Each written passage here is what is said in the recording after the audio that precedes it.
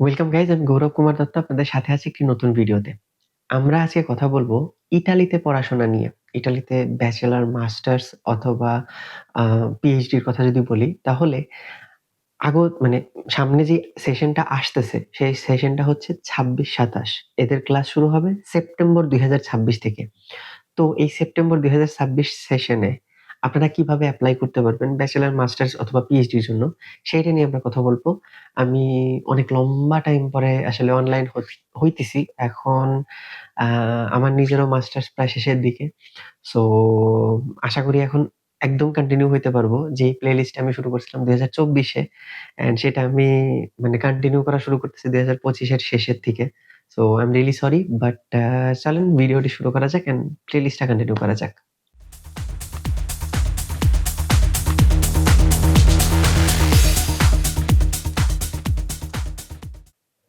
তো আপনাদেরকে ইতালিতে এপ্লাই করার জন্য ১ম এই যেই জিনিসগুলাতে খেয়াল রাখতে হবে, মানে আমি বলব যে একটা যেকোনো দেশে এপ্লাই করার জন্য আপনাকে কিছু জিনিস আগে থেকে প্রস্তুত হইতে হয়। ডকুমেন্টেশন এর ব্যাপার, তারপর আপনার ইকোনমিক্যাল মানে ফিন্যান্সিয়াল যেই সাপোর্ট এর ব্যাপারটা, সেই জিনিসগুলাকে আপনাকে ক্লিয়ার করতে হয় অ্যাপ্লিকেশন করার অ্যাপ্রক্সিমেটলি ৫-৬ মাস বা ১ বছর আগে থেকে। আমি যদি বলি, আমি যখন ২০২৩ এ আ সেপ্টেম্বরে ইটালিতে আসি, এইটার আমার প্ল্যান অ্যাকচুয়ালি আমি চালু করছিলাম ২০২১ এর থেকে। বাট আমি ঠিকমতো খোঁজাখুঁজি কোথায় কিভাবে এপ্লাই করব, কোথায় এপ্লাই করব, এপ্লাই করা হ্যান-ত্যান সব ডকুমেন্ট গোছানো। আ বা আমার বাবা আমার স্পন্সর ছিল। তো আমার বাবার যে স্পন্সরশিপ এর ডকুমেন্ট গুলা সেইগুলা ম্যানেজ করা। সেগুলা আমি ২০২২ এর থেকে শুরু করি। ২০২২ এর মিড থেকে। আমি ২০২২ এর জুলাইয়ে আম আমার ব্যাচেলর ইন্ডিয়া থেকে শেষ করে বাংলাদেশে ফিরি। অ্যান্ড ২০২২ এর জুলাই থেকে ২০২৩ এর অগাস্ট অব্দি। না, আমি বলব অগাস্টের শেষ, সেপ্টেম্বরের শুরু অব্দি আমি আসলে দৌড়ের পরই ছিলাম। অ্যান্ড দেন ২০২৩ এর সেপ্টেম্বরের ১৬ তারিখে আমার ফ্লাইট থাকে। তো ফার্স্ট অফ অল আপনাকে যে জিনিসগুলা মাথায় রাখতে হবে সেটা হচ্ছে ১, আপনাকে এখন বা আর ১ মাস পর থেকে মানে আপনার সামনের জানুয়ারি থেকে আ ইউনিভার্সিটি খোঁজা শুরু করতে হবে। আ যাদের কাছে এট লিস্ট রেজাল্ট আছে। যদি আপনি অনার্স এ এপ্লাই করতে চান, মানে ব্যাচেলর এ এপ্লাই করতে চান তাহলে আপনাকে এইচএসসি অব্দি রেজাল্ট কমপ্লিট দেখাইতে হবে।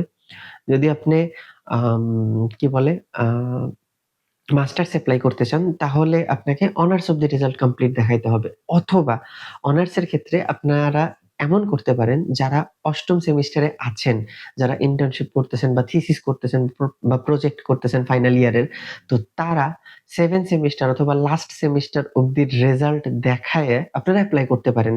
যদি আপনারা এমন গ্যারান্টিতে থাকেন যে হ্যাঁ, ২০২৬ এর এপ্রিল থেকে মে এর মধ্যে আপনার কাছে আপনার ফাইনাল রেজাল্ট থাকবে বা ফাইনাল আ মানে মার্কশিট থাকবে। সার্টিফিকেট না হইলেও হবে, পরে হইলেও হবে। বাট ফাইনাল মার্কশিট থাকবে। এরকম যদি হয় তাহলে আপনারা এখন থেকে এপ্লাই করার জন্য মানে মানসিকভাবে প্রস্তুতি নেওয়া শুরু করেন। তো ১ম স্টেপ হইতেছে, আমরা মানে এই জিনিসগুলা নিয়ে আমরা আরো ডিটেইলস এ আলোচনা করব বিভিন্ন পার্টে। আজকে মানে আমি প্রত্যেকটা ছোট স্টেপ ছোট পার্টে আমি ভিডিওতে দেখাবো। তো এখন যেটা বলতেছি সেটা হচ্ছে, আপনাকে এই টাইমেই ডিসেম্বর, জানুয়ারি বা ফেব্রুয়ারির মধ্যেই আপনার স্পন্সরের অ্যাকাউন্টে, ইতালির জন্য বলতেছি এটা। আপনার স্পন্সরের অ্যাকাউন্টে একটা নির্দিষ্ট পরিমাণ টাকা মানে অ্যাকাউন্ট হিসেবে বা স্পন্সরশিপ হিসেবে দেখানো শুরু করতে হবে। দেখানো শুরু করতে বলতে আমি বলব অ্যাপ্রক্সিমেটলি ২০ থেকে ২২ লক্ষ বাংলাদেশী টাকা আপনি অ্যাকাউন্টে স্টোর করা শুরু করেন এবং ওইটার একটা অ্যাকাউন্টেবিলিটি দেখানো শুরু করেন যে হ্যাঁ, আমার কাছে এই টাকাটা ৬ মাস ধরে আছে। আপনাকে ভিসার সময় এই অ্যাকাউন্টের যেই ভ্যালিডিটিটা সেটা দেখাইতে হয়। অনেকে ১ বছরের স্টেটমেন্ট দেখায়, অনেকে ৬ মাসের স্টেটমেন্ট দেখায়। বাট মিনিমাম আপনাকে ৬ মাসের স্টেটমেন্ট দেখাইতে হবে। তো সেই ক্ষেত্রে আমি বলব এখন থেকে সেটা মানে প্র্যাকটিক্যালি আপনার কাজের মধ্যে আনা উচিত। অ্যান্ড এরপর যে জিনিসটা আসে সেটা হচ্ছে যে ডকুমেন্ট গোছানো অ্যাপ্লিকেশনের জন্য, ইউনিভার্সিটি অ্যাপ্লিকেশনের জন্য। তো আমি আলাদা ভাবে বলি। ব্যাচেলরের জন্য যে ডকুমেন্ট গুলা লাগবে, ফার্স্ট অফ অল আপনার এসএসসি, এইচএসসি এর সার্টিফিকেট লাগবে, মার্কশিট লাগবে। যদি সার্টিফিকেট না থাকে তাহলে শুধু মার্কশিট এবং কলেজ থেকে টেস্টিমোনিয়াল দিলেই হবে। সেকেন্ড যেটা সেটা হইতেছে ব্যাচেলরের জন্য আইএলটিএস লাগবে মাস্ট। যদি আপনি মানে English medium A level, O level complete না করে থাকেন তো। তো আপনাকে IELTS দেখাইতে হবে। IELTS এর বদলে আপনি পিটি দেখাইতে পারেন। কিছু ইউনিভার্সিটি আপনার Duolingo সাপোর্ট করে। বাট আমি সাজেস্ট করব IELTS অথবা পিটি। অনেকে আমাকে বলছে যে পিটি আসলে তাদের কাছে ইজি লাগছে IELTS এর চাইতে। তো আপনাকে IELTS অথবা পিটি দেখাইতে হবে। IELTS এর পর যেটা লাগবে সেটা হইতেছে টলক এক্সামের রেজাল্ট। এখন টলক এক্সামটা কি এবং টলক এক্সাম সবার ক্ষেত্রে লাগবে কিনা ২ টা কোয়েশ্চেন। টলক এক্সাম হচ্ছে ইতালিতে ইউনিভার্সিটিতে ভর্তি হওয়ার জন্য একটা এলিজিবিলিটি এক্সাম বা একটা মানে university admission criteria exam. And এই টলকের ২ টা ভার্সন আছে, ইটালিয়ান এবং ইংলিশ ভার্সন। এবং প্রত্যেকটা ডিপার্টমেন্টের জন্য আলাদা টলক এক্সাম হয় এবং টলক এক্সামটা ২ ভাবে হয়। একটা সেন্ট্রাল অনলাইনে দিতে হবে।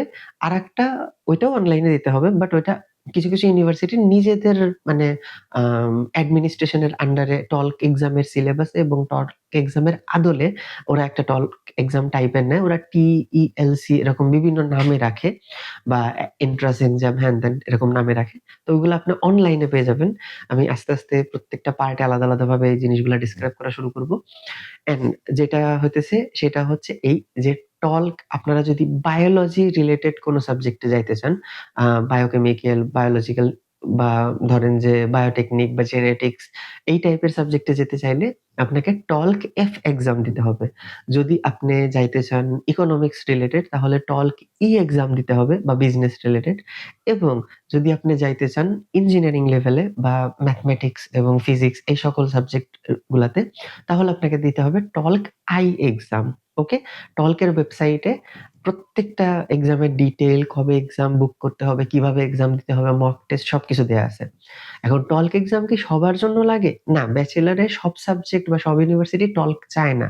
কিছু স্পেসিফিক সাবজেক্ট এবং কিছু স্পেসিফিক ইউনিভার্সিটি টলক চায় বা কোনো অ্যাডমিশন এন্ট্রান্স এক্সাম চায়। ঠিক আছে?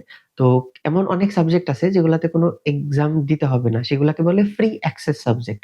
ওইটা আমরা ইউনিভার্সিটি সার্চ করার সময় বুঝতে পারব। তো এই সাবজেক্ট গুলো আপনি যদি চুজ করেন ফ্রি অ্যাক্সেস সাবজেক্ট গুলো তাহলে আপনাকে কোনো টলক এক্সাম দিতে হবে না। শুধু IELTS টা দিতে হবে। এরপর কি লাগবে? আপনার SSC, HSC সার্টিফিকেট, IELTS, টলক এবং আপনার পাসপোর্ট এবং একটা ইউরোপিয়ান সিভি। পাসপোর্ট আপনারা জানেন কি? ইউরোপিয়ান সিভি হচ্ছে আপনার কারিকুলাম ভিটা ইউরোপিয়ান ফরম্যাটে। আপনি যদি ইউরোপা সিভি লিখে গুগলে সার্চ করেন তাহলে একটা ওয়েবসাইট পাবেন। ওইখানে গেলে আপনারা ইউরোপা সিভি বা ইউরোপিয়ান ফরম্যাটের সিভি বানাইতে পারবেন। কিছু ইউনিভার্সিটি থাকে মানে ধরেন ১০ টা ইউনিভার্সিটির মধ্যে একটা ইউনিভার্সিটি এমন থাকে যারা তাদের নিজস্ব সিভির ফরম্যাট ওয়েবসাইটে দিয়ে দেয় অ্যাডমিশন কলের ওইখানে। তো ওইটা আপনাকে আলাদাভাবে পূরণ করে দিতে হবে, সেটা আলাদা বিষয়। অ্যান্ড এরপর যেটা লাগবে সেটা হইতেছে আপনি যেই ইউনিভার্সিটি এবং যেই সাবজেক্টে এপ্লাই করতেছেন সেইটার জন্য একটা SOP, statement of purpose letter অথবা মোটিভেশনাল লেটার। এখন অনেকে হয়তো জিজ্ঞেস করতে পারেন মোটিভেশনাল লেটার কি? এইটা নিয়ে কথা বলতে গেলে ভিডিও বিশাল লম্বা হয়ে যাবে। মোটিভেশনাল লেটার নিয়ে যদি আমি শর্টে বলি তাহলে হচ্ছে এই যে মোটিভেশনাল লেটারে ৫-৬ টা প্যারাতে আপনি ২ পেজের মধ্যে একটা এমন চিঠি বা দরখাস্ত বা আপনার নিজের স্টেটমেন্ট লেখেন, যেখানে আপনি এইটা বর্ণনা করেন যে আপনি কিছু মানে আপনি উম উম যেখানে আপনি কিছু জিনিস বর্ণনা করবেন এবং সেই জিনিসগুলো হচ্ছে আপনার নিজস্ব এডুকেশনাল ব্যাকগ্রাউন্ড, আপনি কেন এই লেটারটা লিখতেছেন সেইটা, আপনি কোন ইউনিভার্সিটির জন্য দিচ্ছেন সেই ইউনিভার্সিটি কেন আপনার পছন্দ, আপনি যে ইউনিভার্সিটির যেই সাবজেক্টে এপ্লাই করতেছেন সেই সাবজেক্টটা কেন আপনি এপ্লাই করতে চাচ্ছেন, আপনি পড়াশোনা শেষে দেশে ফিরে কি করতে চান? এই কয়টা টপিক নিয়ে একটা মানে খসড়া লিখা SOP বা মোটিভেশনাল লেটার। এটা নিয়ে আলাদা একটা ভিডিও বানানো যাবে যদি আপনারা চান তো। অথবা অনেকেই আপনারা জানেন SOP কি অথবা অনেকে হয়তো ChatGPT থেকে বা Google থেকে জেনে নিতে পারবেন বা YouTube এর অন্যান্য চ্যানেল থেকে। যদি দরকার হয় আমিও ভিডিও বানায় দিতে পারবো। No problem. Okay. The thing is এরপর কি লাগবে? এরপর হইতেছে আপনাকে ইউনিভার্সিটি সার্চ করা লাগবে একটা পোর্টালে।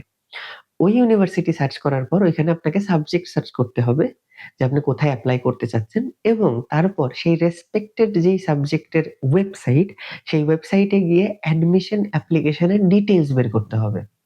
অ্যান্ড এরপর আপনার কাজ শুরু হবে টলক, IELTS এগুলার জন্য প্রিপেয়ার হওয়া, এক্সাম দেয়া অ্যান্ড এই ডকুমেন্ট গুলা নিয়ে আপনাকে অ্যাপ্লিকেশন করা নির্দিষ্ট ডেডলাইনের মধ্যে। ডেডলাইন কোথায় পাবেন? ওই এক্সাক্ট ওয়েবসাইটেই পাবেন যেই ওয়েবসাইটে অন্যান্য তথ্যগুলা পাবেন। তো আজকে আমি এই অবধি ভিডিও ক্লোজ আপ করতেছি। অ্যান্ড এছাড়া এরপর সিমিয়া বা ডিওভি, প্রি এনরোলমেন্ট, বাসা ভাড়া খোঁজা, ইন্স্যুরেন্স, ভিসার অ্যাপয়েন্টমেন্ট নেওয়া, ভিসা এবং অন্যান্য সব জিনিসপাতি, এখানে আসার পর পার্ট টাইম জব খোঁজা সবকিছুই আমি বলে দিব। কিন্তু ওইগুলো অন্যান্য পার্টে, আজকের পার্টে না। তো আমরা যে ইউনিভার্সিটি সার্চের বিষয়টা সেটা আমরা ল্যাপটপে একটু দেখে নিই। তো চলেন ল্যাপটপে যাই। ইউনিভার্সিটি সার্চ করব কিভাবে এবং স্পেসিফিক ইউনিভার্সিটির স্পেসিফিক সাবজেক্টের ডিটেইলস কিভাবে বের করব, এই জিনিসটা আজকের ভিডিওতে থাকবে। ওকে গাইস, তো আমরা ল্যাপটপের স্ক্রিনে এসে গেছি। তো ফার্স্টে আমাদের যেটা করতে হবে সেটা হচ্ছে আমাদেরকে ইউনিভার্সিটালি সার্চ করতে হবে গুগলে। ইউনিভার্সিটালি সার্চ করব আমরা গুগলে। সার্চ করলে আমাদের এই অপশনটা চলে আসবে। তো এই ইউনিভার্সিটালি যে পোর্টালটা, এটাতে আমরা ঢুকে যাব।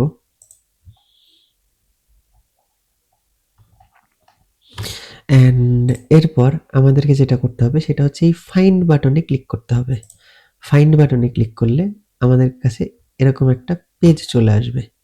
এই পেজে আমরা ফার্স্টে ইউনিভার্সিটি ক্লিক করব। দেন এই ফিল্টার ড্রপ ডাউন মেনুটাকে ওপেন করে এখানে এএসসি মানে এ টু জেড, ডিইএসসি মানে ascending descending, A to Z R Z two A, random. এখানে ক্লাস টাইপ, আপনি যদি আপনার ক্লাস টাইপ জেনে থাকেন, যেরকম অনার্সের জন্য বা ব্যাচেলারের জন্য এল, এল ফর লাউরিয়া, অ্যান্ড মাস্টার্সের জন্য এল এম, লাউরিয়া ম্যাজিস্ট্রালে। তো আমি এগুলা কিছু সিলেক্ট করবো না। আমি এখানে মাস্টার্স ইন মানে ইউনিভার্সিটিতে মাস্টার্সে অ্যাপ্লাই কিভাবে করা লাগে সেটা দেখাই দিচ্ছি। তাহলে আপনারা বুঝতে পারবেন আশা করি। সো ফার্স্ট অফ অল এখানে সেকেন্ড, এখানে ইংলিশ, অ্যান্ড দেন এখানে অলরেডি পেজ কমে গেছে।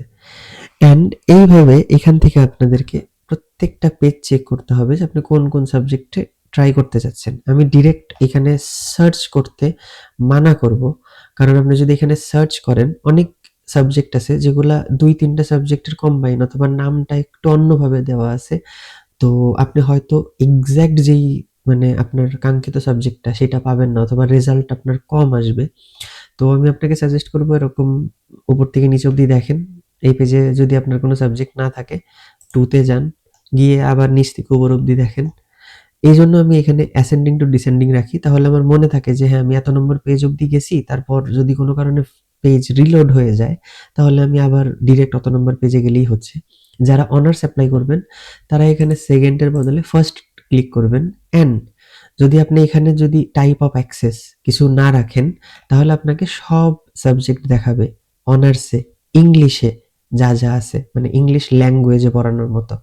এর মধ্যে আপনার অ্যাডমিশন সহও দেখাবে, অ্যাডমিশন ছাড়াও দেখাবে।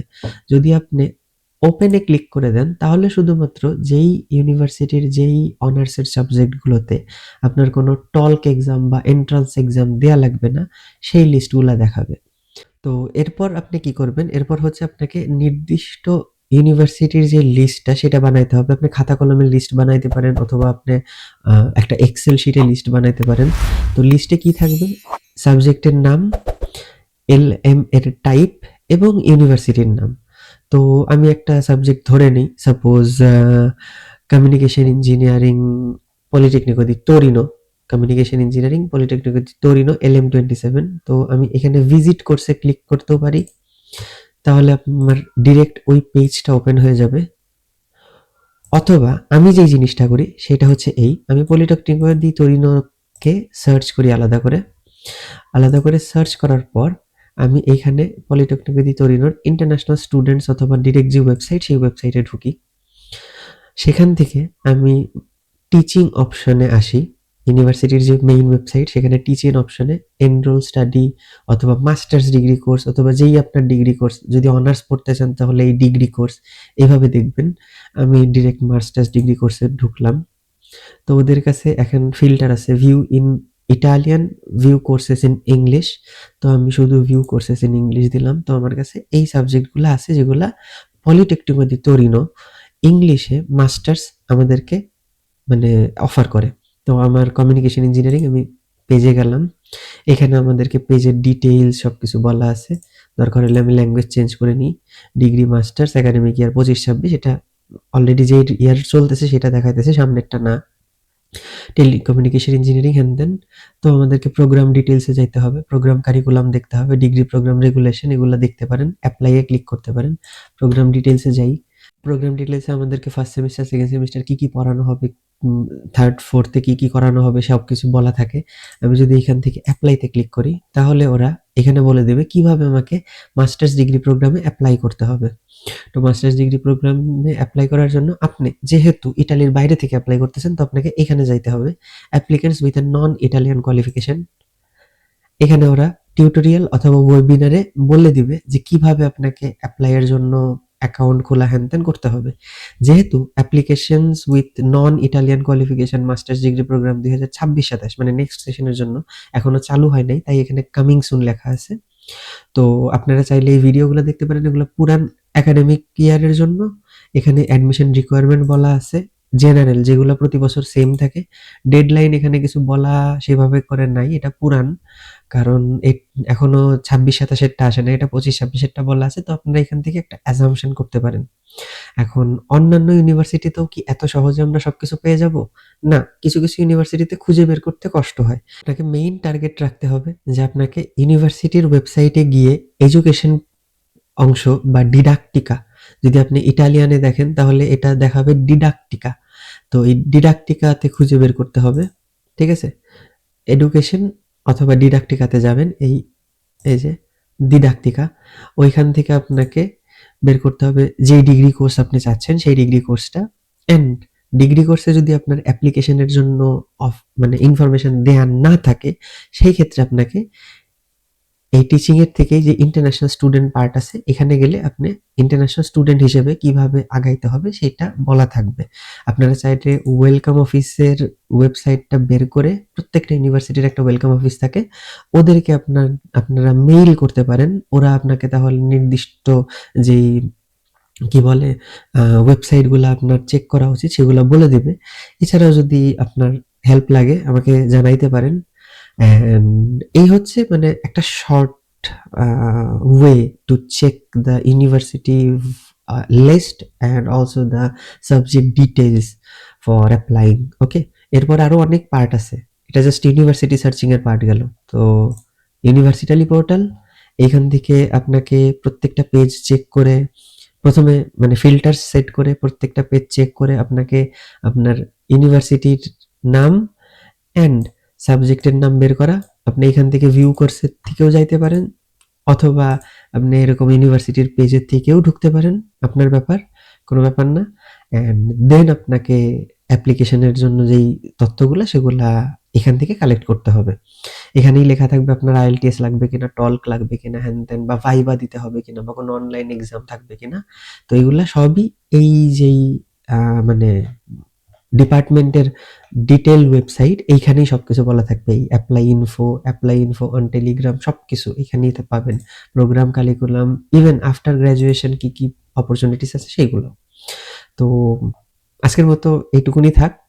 ভিডিওর পরের পার্টগুলোতে পরের বিষয়গুলো নিয়ে আরো আলোচনা করা হবে।